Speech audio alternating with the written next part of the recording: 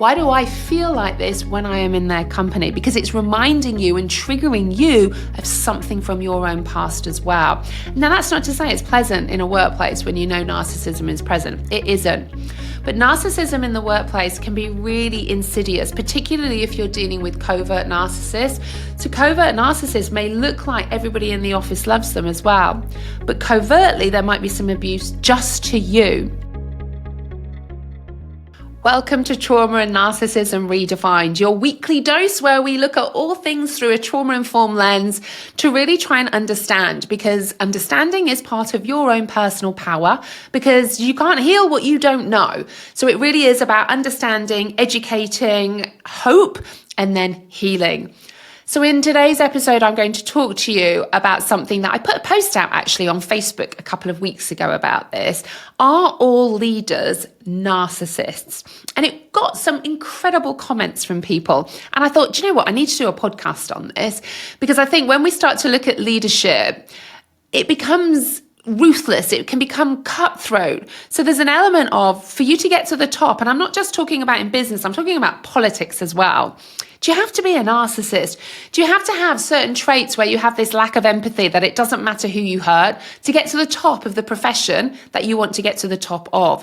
So if you're someone sat there thinking, that leader may be a narcissist, or maybe you are the leader of your own business, and ultimately we're all leaders of our own lives, and you're wondering about some of the traits that might be showing up in that person that you are seeing, then you need to stay tuned, because I'm going to talk all things, are all leaders narcissists? Interesting question, right? Start to think about this. Think about who you know as a CEO, as a business owner, maybe a manager in your workplace, even politicians. I mean, let's be honest here. Let's talk about all of that.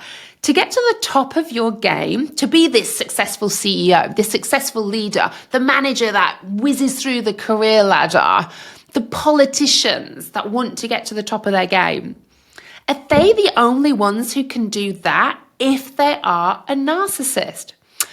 Let's first look at actually what a narcissist is and what a narcissist isn't. You know, many of us think of narcissism as, somebody who walks into the room, commands attention. Look at me, they've got their mirror, they're always posting pictures of themselves, for instance, and, they're a narcissist. Now, whilst they can do that, it doesn't always manifest across the board. There's actually 10 different types of narcissists. And if you listen to my podcast the other week, you'll know I talked about a lesser known narcissist, the vulnerable narcissist, the one who really takes victimhood to a whole nother level. You would normally feel sorry for somebody, but you see it in pervasive elements of their environment, and literally they use their own victimhood to gain that narcissistic supply. But what about the workplace? Because it does take a certain type of person, doesn't it, to get to the top of their game? Whether that be the CEO, whether that be the manager in your workplace, there's a certain type of kind of grit and mentality. Because at the end of the day, if you're going to get to the top of any type of profession, there's going to be an element of other people might want to get to the top along the way, or you may have to make hard choices and decisions. So how do you do that and not be a narcissist, not care about anything?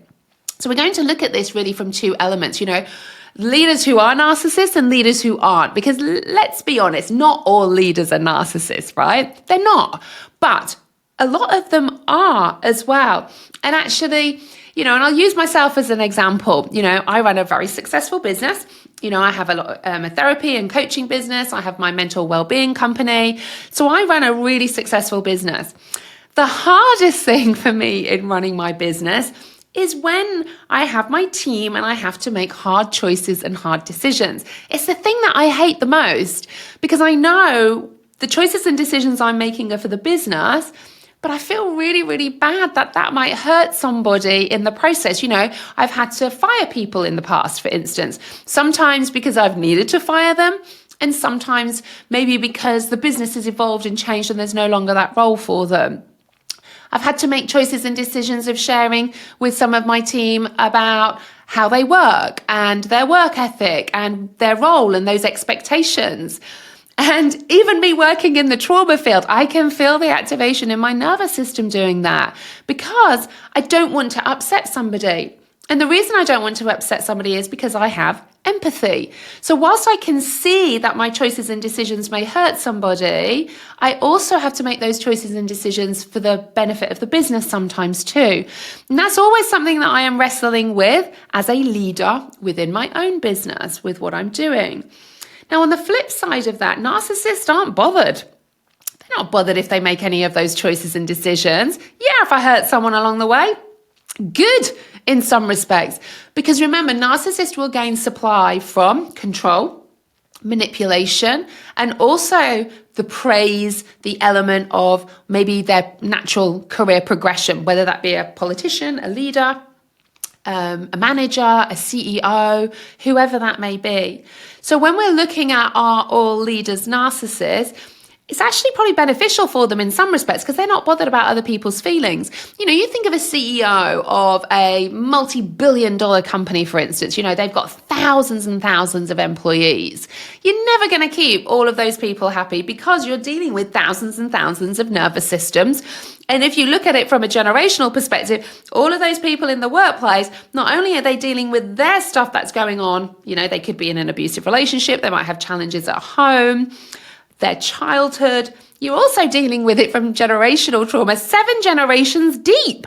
So it's a tough call when you're actually in charge and working with lots and lots of people because you're dealing with lots and lots of situations, lots of dysregulated nervous systems. When I teach my trauma-informed coaching qualification, which is a level 7, it's actually the only one in the world because we need this in the workplace. And when I'm teaching this about leadership, I'm talking about nervous systems in the workplace because very often we're just looking at the role expectation. And of course, we need to do that to a point as well. But we also need to look at, if I want to get the best out of that person as a leader, I need to understand trauma and I need to understand the nervous system.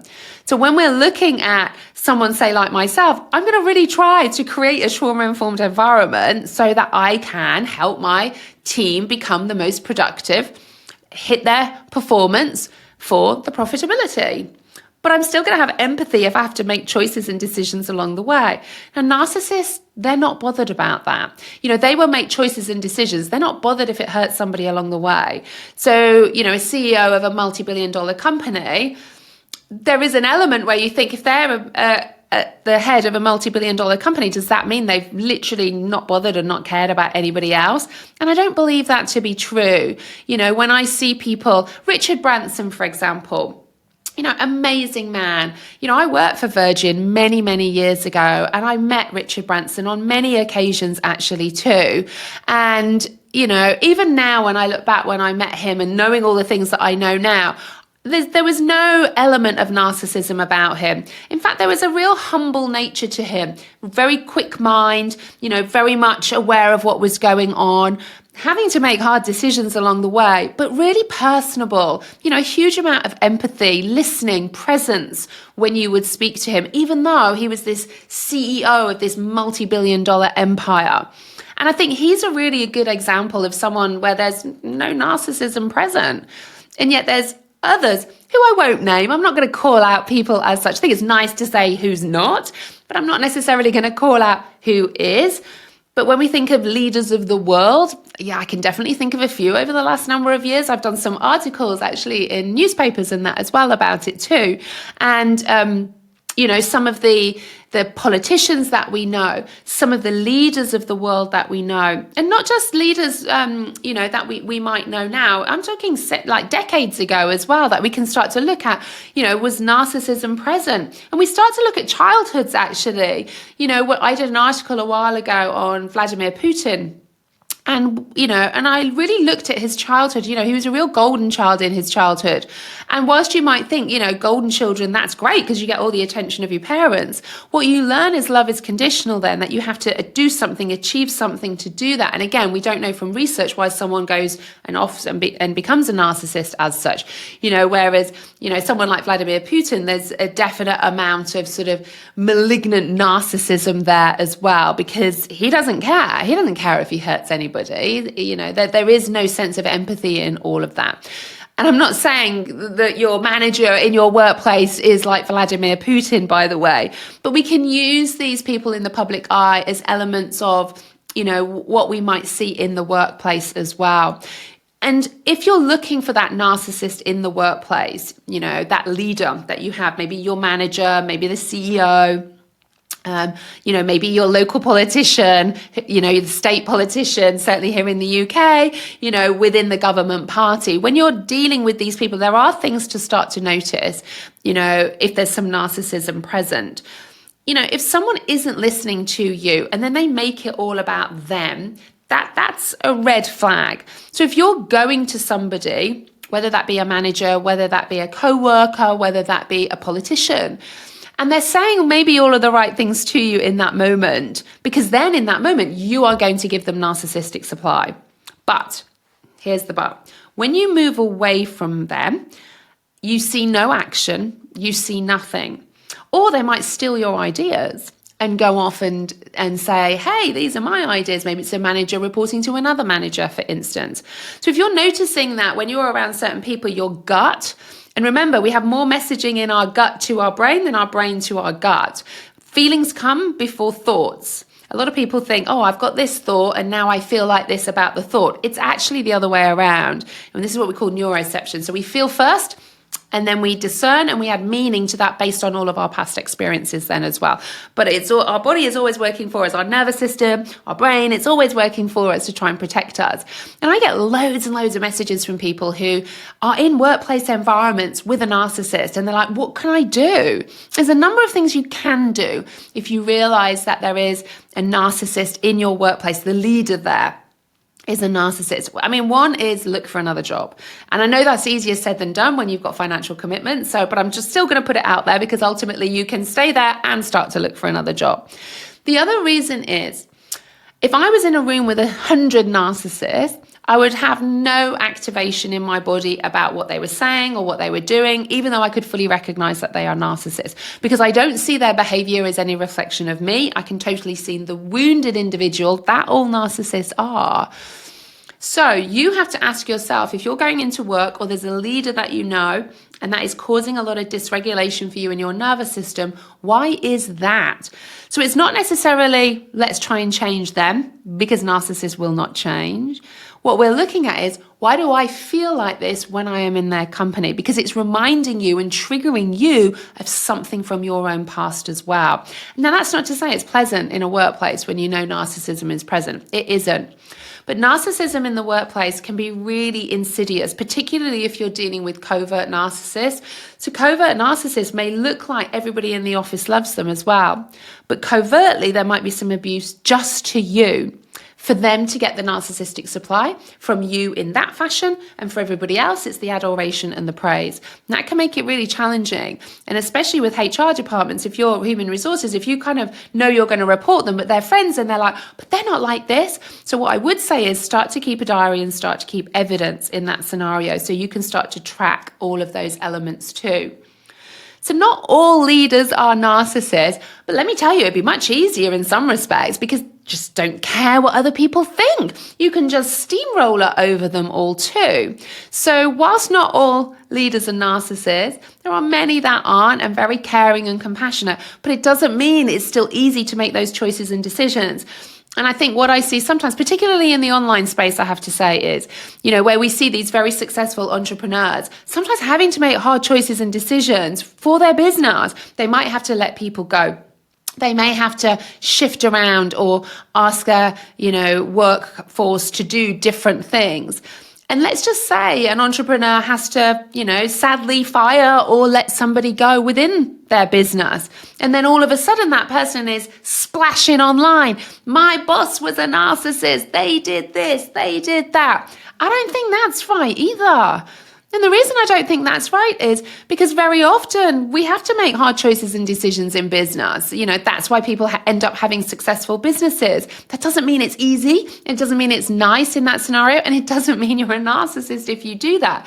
The narcissism piece for me, when we talk about narcissism in the workplace and are all leaders narcissists, is how they feel about making those choices and decisions. Are they thinking of a bigger picture? Are they trauma informed? Are they portraying and asking for things in a certain way?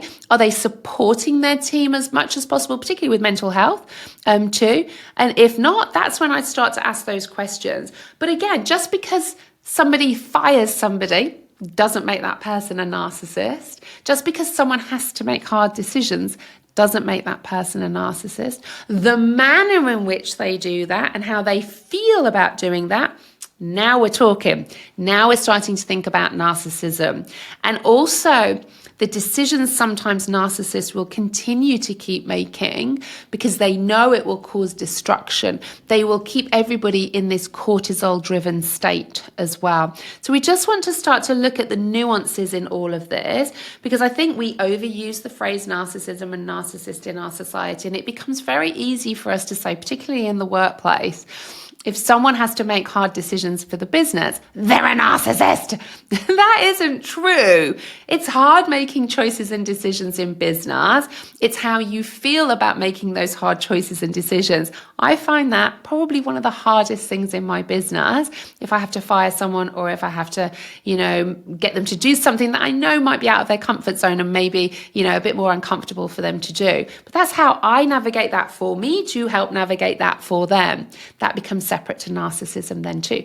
But inevitably, you're always going to get backlash from people if you have to make hard choices and decisions. So I hope this has helped you understand, if you do have and you are experiencing a leader in your life who you think is a narcissist, one, how can you remove yourself from the situation? And two, it's giving you information. Why do you feel like that when you are around them? Because there's something in your chemistry, in your past, that is making you feel triggered about this person. And that doesn't excuse what they are doing, but you can't change narcissists. They will not change. What you can do is change how you feel about their behavior. So even if you have to stay in the workplace with them, then maybe they're your boss, then it just means you're able to navigate that. Because if you don't do that, you will stay in a cortisol-driven state, and you'll start to get chronic illness and disease. Then you'll be off sick, etc., etc. And we don't want that. So it always comes down to the inner work. All healing is self-healing. So if you do have a leader who is a narcissist, a manager, maybe even a co-worker, then the power to not feel the way you do about them actually is in you. Obviously, there's rules and regulations, and keep diaries and report to HR, etc., etc. But actually, the key to all of this is they're actually a catalyst. They're actually giving you information about why you feel like that. I'm not saying it's easy, by the way. So not all leaders are narcissists. But if leaders are narcissists, it makes it much easier for them to make those hard choices and decisions. So I hope this was really interesting for you, just starting to think, let me know, do you have a leader in your life, your manager, the CEO, who is a narcissist? Come and drop me a message. Tell me what they are doing, and maybe I'll do some posts on social media about it. So make sure you follow me on social media, because I will often pick up on what people tell me about my podcast. And don't forget, you can come and watch me on YouTube as well if you want to, if you want to see the visual element of me too. So it feels like we're kind of having a lovely conversation together. But take care. I hope this has been really, really useful for you, where we're not just talking about relational narcissism, but workplace narcissism, leadership like that too. And I will see you on the next episode.